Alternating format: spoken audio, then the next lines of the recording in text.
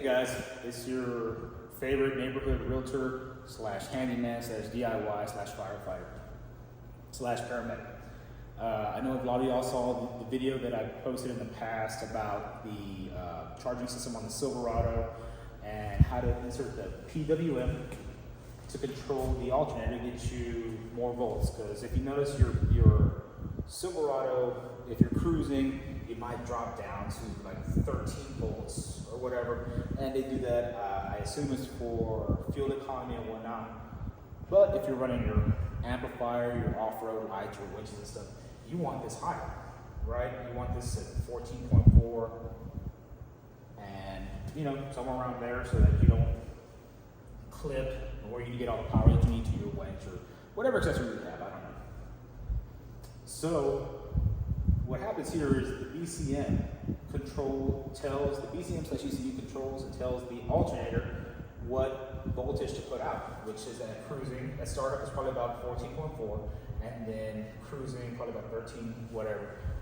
I'm not a mechanic. I don't know these exact numbers, right? So forgive me if I say something wrong here. Okay, so what I did in fact here is that the BCM runs the two wires from here to the alternator, and that controls what it is. So what we want to do is we want to tell the alternator to put out more voltage. 14.4, wanted to put out whatever it is you want, right? So this is the front of the pulse width modulator. Now, if you look down in the link, you'll see that I did put the link to the PWM there. I want to say it's like $20 or so. I can't recall, to be honest with you. It's been a bit since I posted the video and since I did it, right? But you'll want to, when you get it in, you'll want to set your hertz to 128. I don't know why. After all the research I did, that's what it came out to be. 128 hertz, and I guess that's what the alternator sees or BCM sees, I don't know. And I put mine at a 75% load capacity. Now that right there gives me, on my trucks, I have one AGM battery. That right there gives me, I want to say 14.6, I believe. I want to say that's my resting voltage. Now when the bass hits, with my dual amplifiers and everything, it drops. But it keeps me consistent at that. And with that, the most important thing is no lights. Meaning, there's no check engine lights. No service system lights.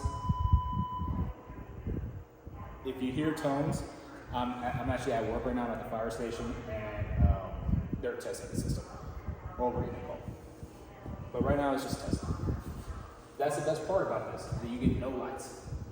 So you're wondering, hey, well, how do I wire this up? Maybe I wasn't a little bit, I didn't have a diagram up there in the last video.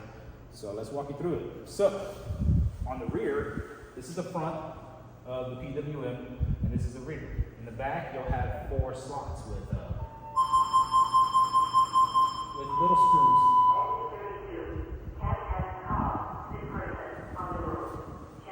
And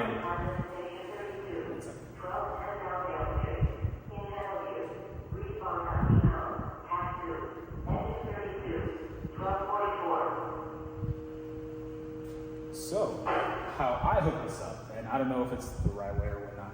So, this V1 here, I just ignored it. I didn't put anything on there. This V1, it's dead to me. So, I didn't put anything there. Now, my V positive, that one I ran to a 12-volt switch.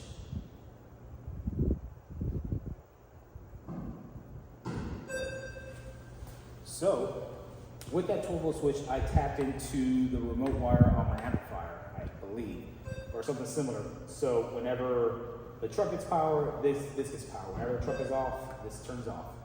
And I know what you're saying, hey, when we turn off the truck, am I going to lose all these settings? The answer is no. You will still have these original settings whenever you turn on the truck on and off. It does not forget. So, I've never had an issue with it. I've never had to go back there and reset it. So that's what so it's been working well for me. Okay. And then, obviously, brown wire, obviously it's gonna go to a brown. That's obviously gonna go down to a brown. Whatever brown that you have around there, makes no difference. It doesn't matter where you wanna set it up, the wires are the same.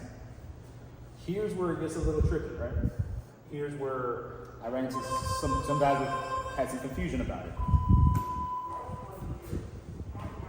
Another test call. So,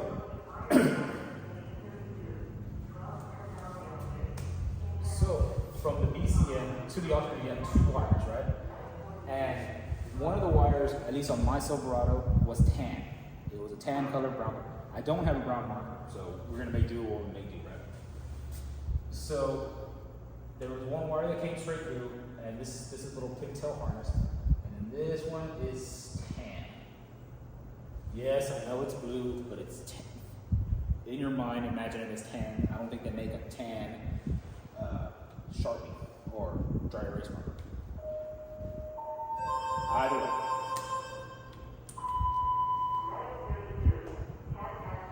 So, what I did here was I grabbed the PWM wire, I attached the wire onto here, the PWM side, and I ran it all the way around here. Okay? So, what I did here is I cut this wire out, cut that wire out, and then I splice it to it.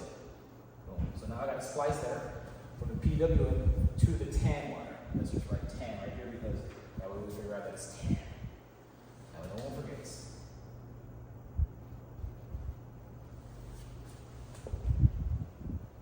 Okay. And this wire here, all I did was, tuck it back to itself and then just electrical tape it, sealed off that end. Same thing here, I soldered that together and sealed off that. Either way, this is exactly what I did. Now I'm running 14.6, about 75 to 80% operating load, and this is basically it. There's not a whole lot more to it, to be honest with you. I like to I did wire it up at first with a constant, but it would always stay on. The PWM would always stay on. So I switched over to 12 volt, switched, and every time you turn on the truck, it turns right back on. So this is basically it. If you have any questions, feel free to leave some comments down there. I appreciate you taking out the time to watch. And remember, most importantly with this, there's no lights, no battery service, battery charging system, nothing. I have heard other guys take off the ground clamp that's by the firewall near the battery. I don't know if that works. I assume that you're going to get some kind of battery check engine light. I don't know. I can't attest to that. But this is the way that I did it, and it's working 100% for me. I appreciate y'all watching. Please leave some comments. Click the little like button. Thank you for your time.